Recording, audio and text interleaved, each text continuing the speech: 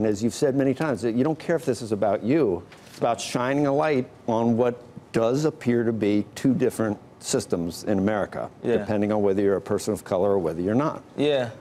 And it was just basically giving a broader look on situations where we come from deep, where it's like dark, where too much light isn't shine. And Lester Holt, actually, Dateline, they gave us a platform to actually explain the ins and outs of the system, the errors, where some people may think this guy was on probation, he violated probation. I always use this as an example. I don't know if you've seen the two kids in Starbucks, but they was arrested for lounging in Starbucks. Being in contact with the police on probation is just a violation. So if you came in contact with police while you're serving time for probation, you could go to jail at any given moment, no matter if you're innocent or guilty for a crime. It was now 13 years ago, and you were a young man. That's how you got into this system, and there was, in hindsight, the details are that the arresting officer, I don't know, has he even given an interview, but he was implicated in some perjury and a lot of other cases. Well, it's been proven he's been wrongfully convicted. Wrongfully convicted. He was charged of pointing a gun that another cop that arrested him came forward. So that was the he didn't point the gun, so he was wrongfully convicted to start with. Initially, but then the probation or parole system is, I think the intention is to help take an 18-year-old kid and as he's progressing into manhood, just to try and get him on the straight and narrow. But as it turns out, it almost looks like it turns into a vicious cycle of being institutionalized, and it almost is counterproductive to what we're trying to do here. Is that fair to say? Yeah, it's like I just came from prison, and actually it was filled with people that was abused drugs, people who had mental illness, and these are the people that's on parole and probation. I think it's 4.5 million people in America on parole and probation. Out of 4.5 million of them, probably a million of them only probably really pose a threat to society. The rest of them have probably been on long-term probation, and I actually happen to be one of them. And through my life at 18, I was in wrong places at wrong time. I grew up in an environment where police contact is just like on a daily basis. So I ended up with a background, and as years went by, I followed my dreams and became a music artist and started to be able to take care of myself and my family. And this probation it's following you, and it's following you, and you pop a wheelie on a music video, and that's a parole violation. Yeah, and that landed me in jail for 2 to 4 years in prison. So basically, a traffic violation got me a 4-year sentence. And one thing that I've noticed over all this, in talking about Michael and Meek, is the arresting officer was African American, the judge is African American. Yeah. So it's not. We're not saying that it's racism. It's a systemic problem in the system itself. Yeah, it's a systematic problem. It's not a color problem. I just think, like, I'm an inner city kid. If you're on probation in inner city where, like, you got all types of strike forces, different police forces where they crowd these ghettos and these areas a lot, and they strike a lot, and a lot of people come in contact with police. You have a better chance of going to prison than a kid in the suburbs, because in the suburbs, you don't really come in contact with the police. And it's not really about color, it's just about circumstance, environment, and the policies that's placed in certain environments. Like, if you make one mistake, and a mistake, not saying committing crime, you don't even have to commit crime to go back to prison, no matter if you made a mistake in 2005, if you're on probation 13 years, you could be on your last day of probation and make a simple mistake, like miss your probation officer, and still be sentenced to 3, 4, 5 years in jail. And they can add probationary years. They can. You might go to New Jersey from Philly, and you forget to tell someone. Yeah. That's enough to add more years of probation. And it doesn't. So what's the answer, though? That's the question. What is the answer? Creating policies to help it be. Like, if a guy is a drug addict, if you're addicted to opioids, they have a medicine that they can help. I think it's methadone. It's a few medicines they can help to people to get off addiction from opioids. But with probation, if you get you show up negative, you show up positive for opioids, 9 times out of 10 they would send you to jail, then send you to rehabilitation. And the jail is full of guys that was on heroin, addicted to opioids and pills, And these guys are not really criminals. They're actually victims. How much of this is a federal issue? How much of this is different state rules and issues? Everything is different. State parole and federal is different. Like federal parole, if you catch a case and you're proven to be innocent, you're free to walk on probation. On state parole, if you catch a case, you could be innocent. You don't even have to be guilty. Just the fact that you had police contact is enough to sentence you again. Michael, why'd you get involved with this? You know, for me, I kind of couldn't not get involved. I mean, Meek, before any of this happened, was a really close friend of mine. We lived 10 minutes apart from each other. We've, been together hundreds of times before this has happened. So he would always tell me about this crazy legal situation. I remember the first time we met at an All-Star game, maybe 4 or 5 years ago, and he was with his ex-girlfriend, and I was with my daughter, and they were chatting, and Meek said, "Oh, you're the guy who, was part of the Sixers." And when I started learning about Meek, and he was asking me tons of business questions, I'm like, "Okay, so give me some of your background." And he said, "I was, charged as a kid for pointing a gun." And he said, what kind of black kid would point a gun at 10 cops and still be here? Like, it's not even true." And I didn't really, I heard him, but I guess I didn't understand. And as time went on, he kept telling me about this, to be honest, about this judge who had a vendetta for him and about this crazy legal situation. And I kind of heard it, but I didn't really understand. And then, last year he was around all the time. And I'd kind of be like, what are you doing? Like, go to work. Like, you're this incredible, artist. Like, why are you always, why are you at every game? Why are you at my house all the time? Why are you always available? He's like, you don't understand. I'm not allowed to travel. I'm like, how are you not allowed to do your job? He's like, I'm not allowed to travel.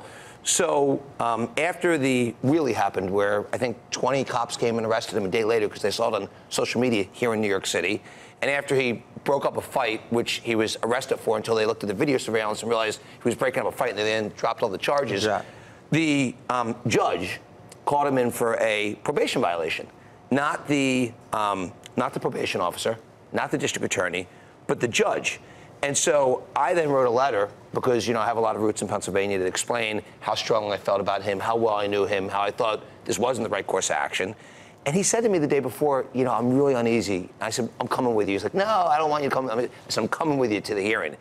And that was, for me, a life-changing moment. I'd never had anything that really bothered me with a cause that wasn't my own. And so I sat in court with him, and I watched the judge kind of violate the probation officer and abuse the district attorney. And then when they both recommended no sentence, and the lawyers said, nobody's ever been sentenced when you have a probation officer and a district attorney recommend no sentence, and she gave him 2 to 4 years in jail, like an out-of-body experience took over my body. I said, we have to fix this immediately. Let me ask a broader question about the justice system, because for a long time, the problem was that the judges did not have enough discretion, that there were mandatory sentences for drug offenders, three strikes and you're out.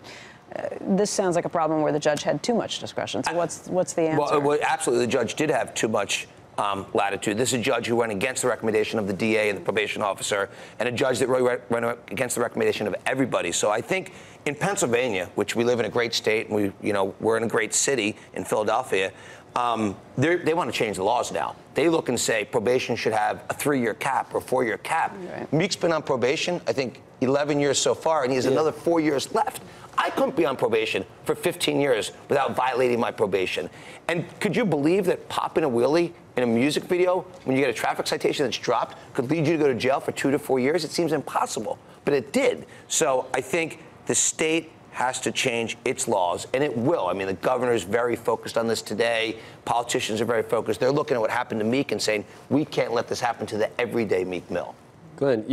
Glenn funds studies of areas in Boston where trying to figure out how to, to this cycle that urban kids find themselves in, how to fix that. I mean, you must have some. I think it's very, very powerful and very positive that you two guys are here doing this, both of you speaking out like this, because for every person like you, as you suggest, there are thousands and thousands who don't have this platform to get this issue out. So I'm very moved by your story as well. We started something called the Hutchins Center for African American Research at Harvard, which is to go exactly at these problems. We made the largest donation ever made to African American studies. We've gathered together the leading scholars in the field looking at this subject. I make two points. One is the people who look at this historically see a continuum that goes from slavery to sharecropping to Jim Crow, brief interruption by civil rights, and then the process of the mass incarceration on the basis of the drug laws of the African-American male population. And it's a continuum of the treatment of this part of our citizenship through our history.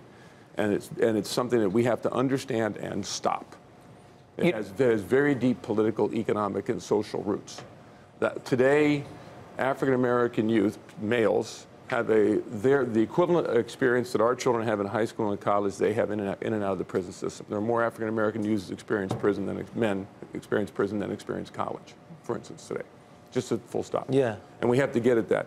Secondly, we also have to understand, and this is none of my work, it's the work of the scholars who do this, that it's one of 5 or 6 conditions that all come together to create this.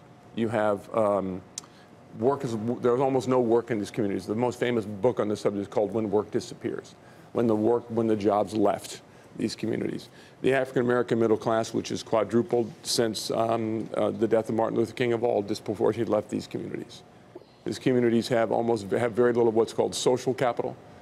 Bowling leagues, baseball teams, YMCAs that create the means by which kids could be a part of something other than themselves. They experience very high degrees of inequality, and they have very high proportions of families with only one parent in the household. Those 5 or 6 things all come together to create a self-reinforcing culture in which this public policy issue of mass incarceration is laid on top that makes it a very toxic culture. And breaking that becomes a very important thing that we have to do. I got to tell you one learning that I've had through this experience. Meek used to always say to me, Michael, there's 2 Americas. I say, there's not. There's one America. Yeah. We live in one great country. He'd say, Michael, there's 2 Americas. I say, there's not.